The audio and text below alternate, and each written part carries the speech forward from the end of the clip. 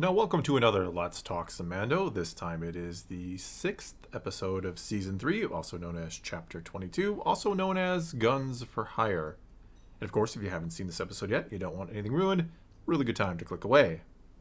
Alright, so let's once again begin with your ever-so-brief review of this episode. This one's hard for me to review very briefly, because in general, there were a lot of things that happened in this episode, a lot of concepts, a lot of things that were in there in general that I thought were really Star Wars, or really things that I would like to see included more in Star Wars. Rooms full of aliens, lots of droids, a planet that's just different from other places we've been to. I was excited to see all that, but at the same time, the plot of the episode we were missing a reason why Christopher Lloyd's character did the things he did. He didn't explain it very well. If he would have just given us an explanation like, oh, this planet has grown so weak because of the fact that we have droids do everything for us. Aha. I don't know, just a reason that made sense. That was like the only drawback to the episode I saw, aside from the fact that this is episode 6 and we only have 2 episodes left, and we didn't touch on Moff Gideon at all.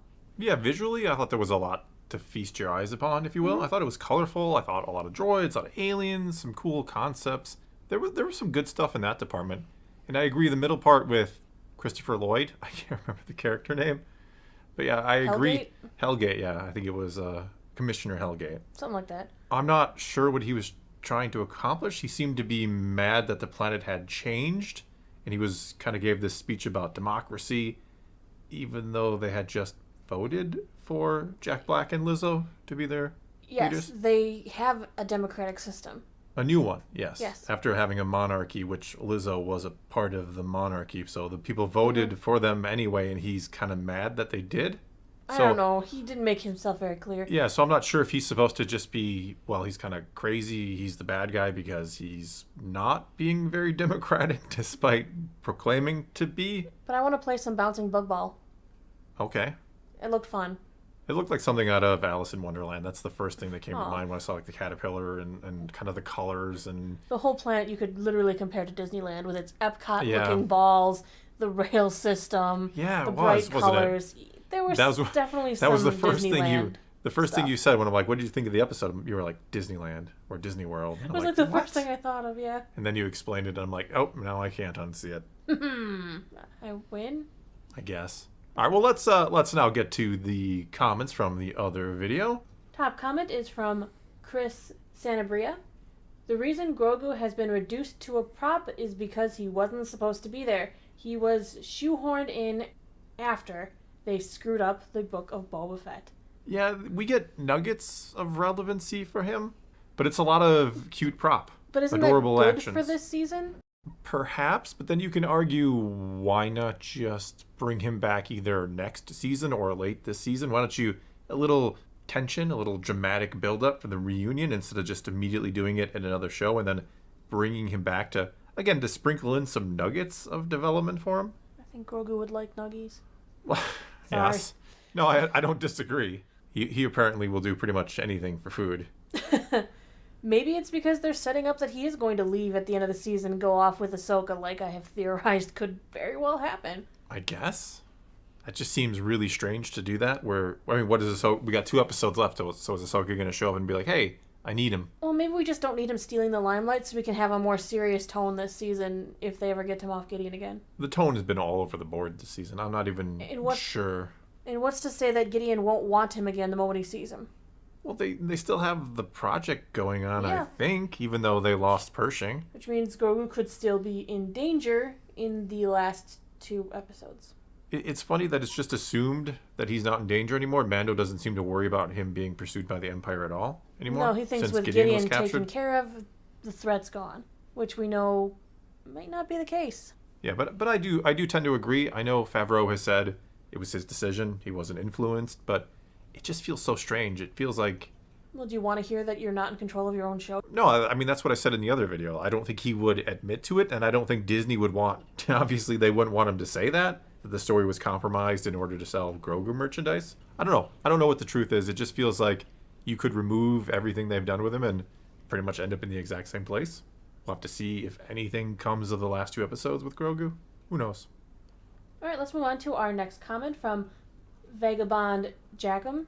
It's pretty weird to me that a lot of the things happening were just reverting stuff back to how they were before the season 2 finale.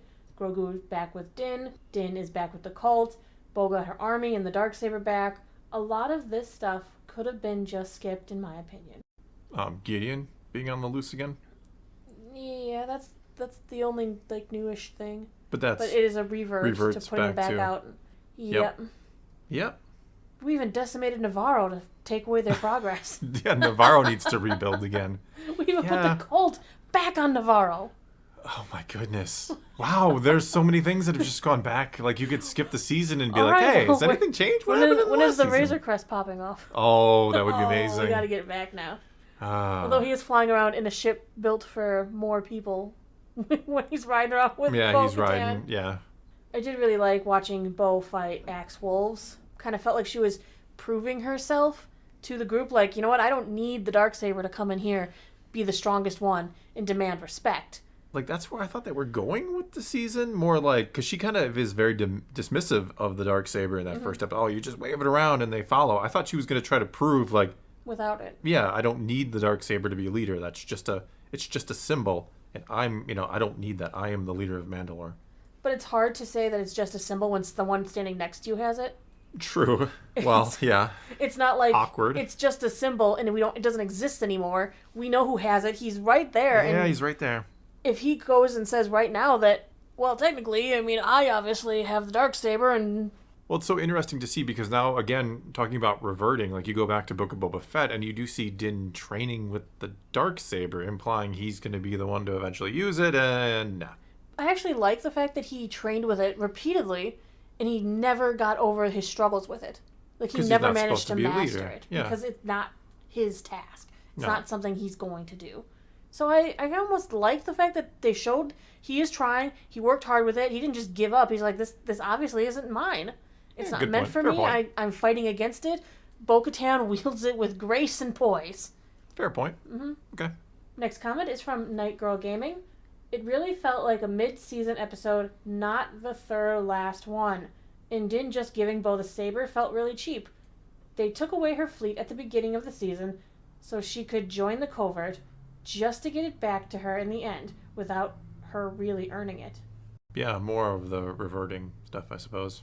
But as long as she manages to meld these two groups, her fleet, along with the covert, could be a really strong case to making Mandalore whole again. Well, that leads to an interesting question.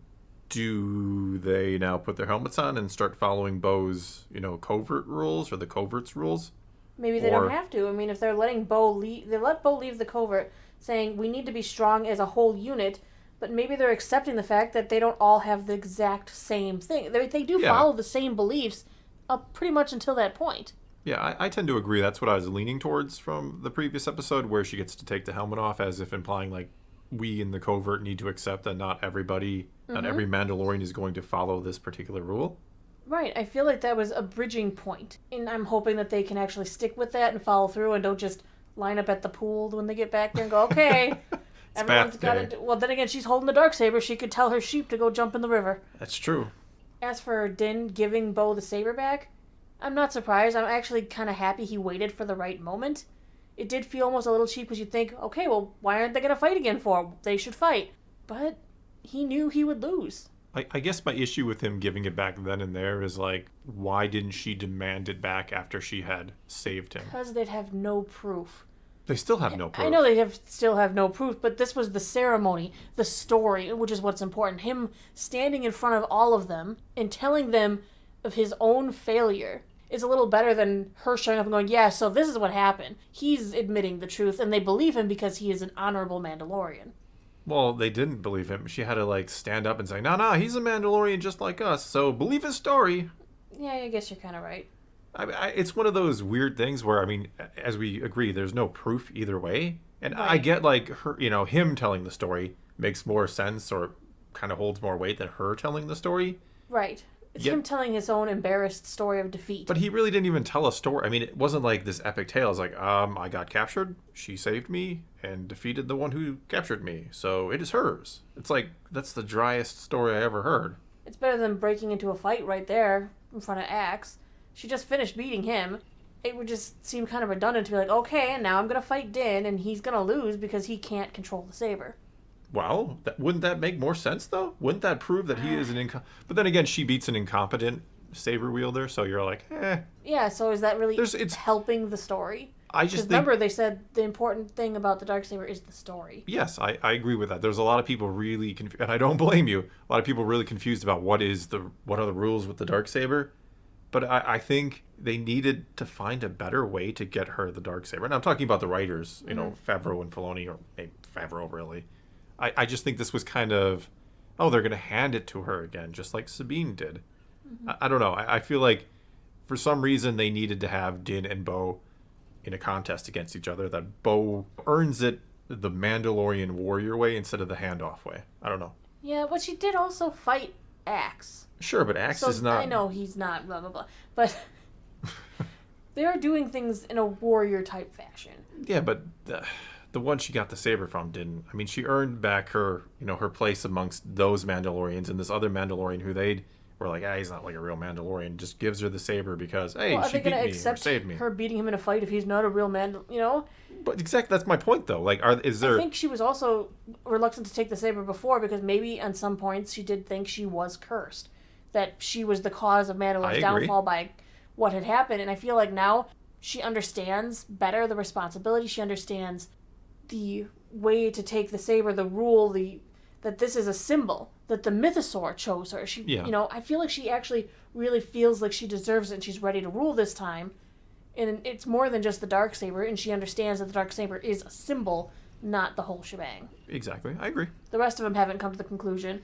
No, the Covert has. They don't care about the Darksaber. No, they didn't care that Din had it. They understand it's a symbol of the past. I mean, Paz cared. Paz wanted that Paz thing. cared, but it's his family. No, they respected that someone would be having loyalty and true honor over just possessing an item.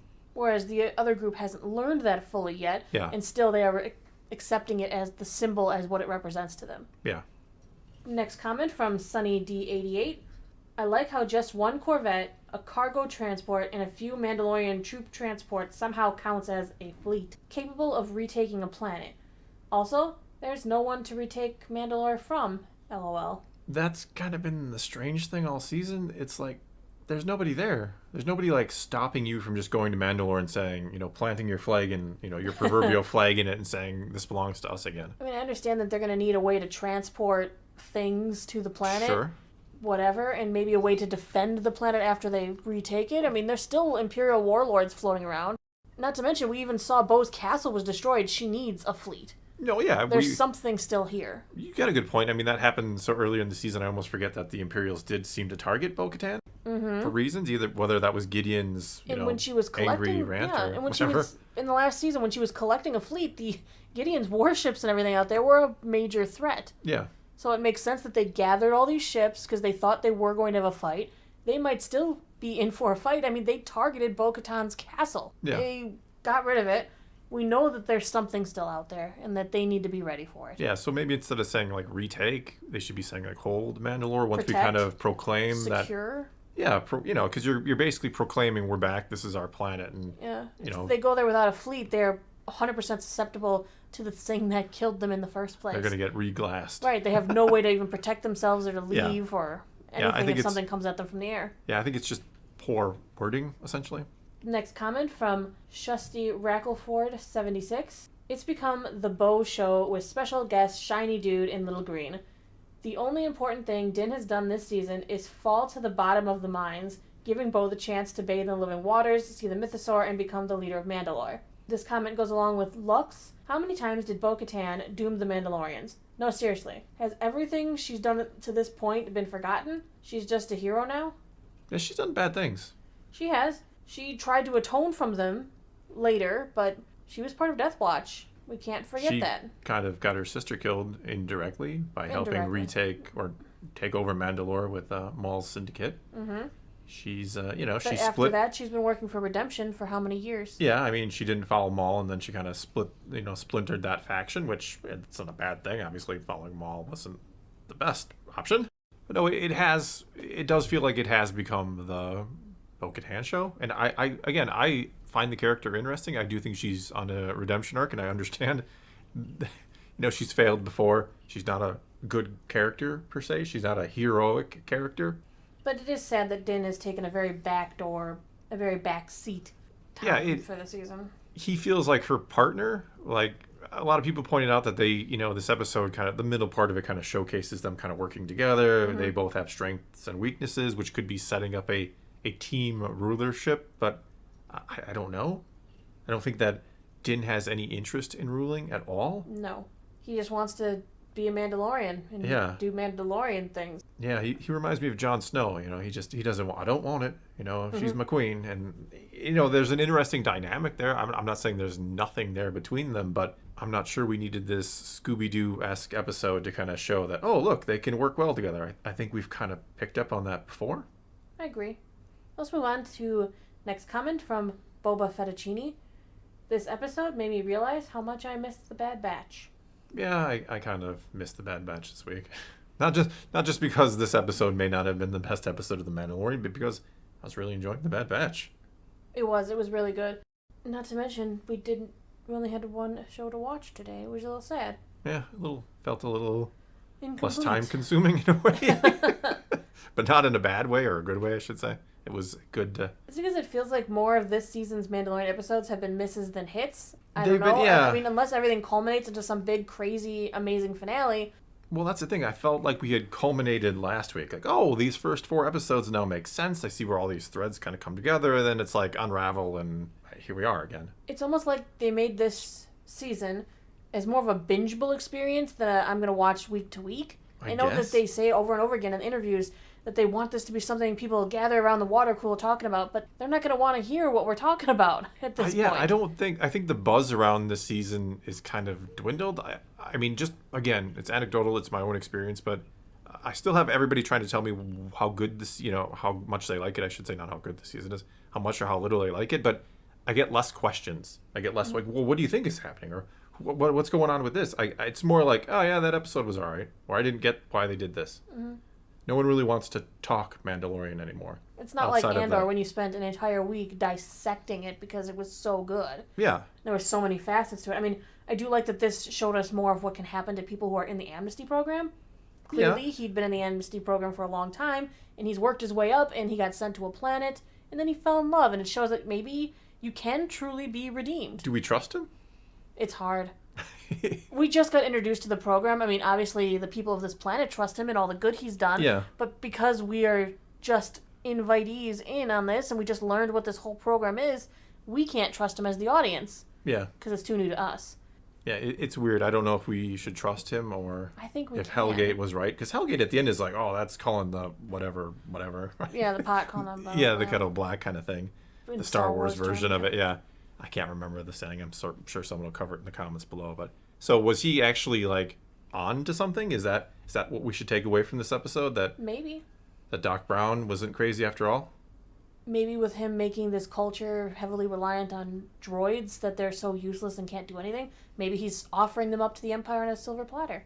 We don't know. Yeah. Or it could be that we never make mention of any of this ever again. Right. Which I tend to think it's the latter. Or they just hold to their promise to help them make Mandalore an independent planet. For whatever that's worth. Yeah. One random planet or system is like, yeah, we support Mandalore. Oh, actually. We don't know how much sway or hold they have. It tells me they don't have much they're sway. Independent, so. Yeah, I don't get the feeling that this is a very, I don't see much in the way of resources or anything like that. So I don't know how much sway this planet has. All right, next comment is from Matthew Ledbetter. Not a bad Clone Wars episode for a directionless Mandalorian season. It's clearly obvious that Pedro Pascal was not available for shooting this season, and with that, it feels like the writers don't know what to do with him. Topped on that, Din is saddled with a non-speaking Grogu, and this is what we're all paying a premium streaming service for. Yeah, I don't think Pedro Pascal was all too... Which is weird. I mean, this 2 years, right? So I know he's busy. I know he does a lot of things, but it just feels... I mean, it could be wrong. He just has to go and record voice lines. They just have to write it for him. The people who are in the suit at the time can say things and, Yeah, in theory, I don't see why it would make a difference other than we've had no Din face reveals this season. That's fine. We shouldn't be getting a bunch of Din face reveals. Yes and no, because I don't know. I just feel like just a reminder. Like, yes, we do actually have Pedro Pascal in this role, not just his voice. I don't know anymore. I don't know what the reason is for some of the decisions made this season. I don't know. I mean, I know, could be that Rangers of the New Republic is kind of being folded in, and, the story's getting bigger, and they're just kind of struggling with all these different plot threads that they want to start to unravel or, introduce. But I don't know. Something feels off about this season. The next comment is from A512. Remember the good old days when Lucas actively avoided pop culture figures, only hiring masters of craft to portray roles with the most gravitas, to make his world immersive and separate from the world of Hollywood red carpet? This comment goes along with Garrett. This episode felt like the writers couldn't figure out a plot-relevant way to fit Jack Black, Lizzo, and Christopher Lloyd into it, so they just wrote a side plot where they could all feature. The stuff at the beginning and the end with Axe Wolves in the Mandalorian fleet was good and plot relevant, though the Darksaber actually belonging to Bo now was so contrived. But I don't understand why we needed the side quest in between plot points. I wish this show had more than 8 episodes per season, so episodes like this wouldn't take away time from the main story. Yeah, I think that's one of the main problems. I think the episode, if we're dealing with a 16, 20 episode season, I don't think you look at this episode, it'd be like a Bad Batch episode, right? You'd be like, okay, so maybe not the greatest episode overall, but I learned a little bit. Nice episode. We got some nice tidbits. There were some cool things. Let's move on to the next one. But when you have that shorter, it just feels like every episode, especially as we get later and later into the season, every episode you're like, oh, come on, be the episode where things are kicked into high gear and it gets really good. And it's like, nope. So now we got 2 left and you hope, okay, maybe they kind of have this big 2-part finale, fingers crossed. Well, I'm getting angry at all of the actors who were doing interviews. I mean, how many times did we hear Giancarlo Esposito saying how epic this season was? Epic. I'm like, how do you know? You weren't in most of it. Yeah. He hasn't been in it at all. The 2 episodes, cross your fingers, 2 episodes he's in, maybe will be epic. Maybe. But you can't tell me the whole season is off the chain and epic when he's not in 80% of it. Yeah, and he doesn't get the scripts for the other episodes he's not in. There's just no way why they would do. they Especially when he likes to talk, which, that's fine. That's why he's not in them. But Filoni, yeah, exactly. Filoni hates talkers. So I'm sure he's not getting the other 6 scripts. So he's probably looking at his 2 episodes or 1 episode and be like, wow, this all culminated into something huge. He just didn't know the journey to get there wasn't maybe as cohesive as it could have been or should have been. Yeah. As for Jack Black and Lizzo, I had no problems with them being in there. Honestly, Jack Black didn't... Sometimes, he can be School of Rock, Jack Black. He was toned down. He was toned down bit, in a good way. He felt like a perfectly fine I'm a little dignitary guy, and, I was like, oh, okay, I'm fine with that. Lizzo, I didn't even recognize, which was kind of a good thing. Yeah, That she was, she had a character and she played the role. She wasn't, Lizzo being Lizzo. Just like Jack Black wasn't being Jack Black. They were actors in roles. Christopher Lloyd, too, was... Yeah. Not that I think Christopher Lloyd necessarily has a type. I think Doc Brown is, from Back to the Future, is great. Scott. He's out of the 3 of them, I felt was the weakest in the acting department. Meh. As much as I like him and, admire his past works, he just didn't feel like a villain, ever. Well, I kept looking at him like, dude, is he supposed to be a villain? This is like a 90-year-old man and the wind's going to blow him over, but we're so afraid of him hitting the button. I'm like, his reflexes aren't what they... Yeah. I'm sorry. No, you're being honest. Yeah. He didn't feel like he should have been the big villain. Yeah, I agree. I could have seen him almost as some sort of an aging king instead and maybe make Jack Black the bad guy. I don't know. Yeah. But yeah. I agree. Lucas tended not to use kind of pop culture icons. He used some, he used the acting Peter Cushing's, Alec Guinness, Samuel L. Jackson. He used, but he used a lot of stage actors. The first 2 are stage actors, and they brought a sense of gravitas to those roles. Natalie Portman? Natalie Portman wasn't, she had done The Professional before she had done this, so, before she did the prequels, I should say. So, it's not like she was a well-known actress. She became one, but she wasn't when she did the prequels. And even Samuel L. Jackson in, the late 90s isn't the Samuel L. Jackson of today, obviously. No. He was still, he'd done a Pulp Fiction, other things as well, but, I don't think George Lucas would have included Jack Black and Lizzo in one of his movies or shows or whatever. That's just my take on it. All right, well, I think that's going to be where we wrap it up. We did have a few more comments we wanted to get to, but this is already running pretty long. I don't know, maybe people want these to be half hour. I have no idea. But we tend to try to limit ourselves a little bit. Yeah, we get too close to the full length of the episodes, honestly. Yeah, when we talk about the episode longer than the episode is, that might be too much. Yeah. Anyway, so sorry for those of you who we picked out that we didn't get to. You had some great comments, and a lot of the comments we, never get to are pretty good. But anyway, that's all we got for you this time. So take to the comments below and tell us what you thought of this episode. And let's talk some Star Wars. And until next time, thanks for watching.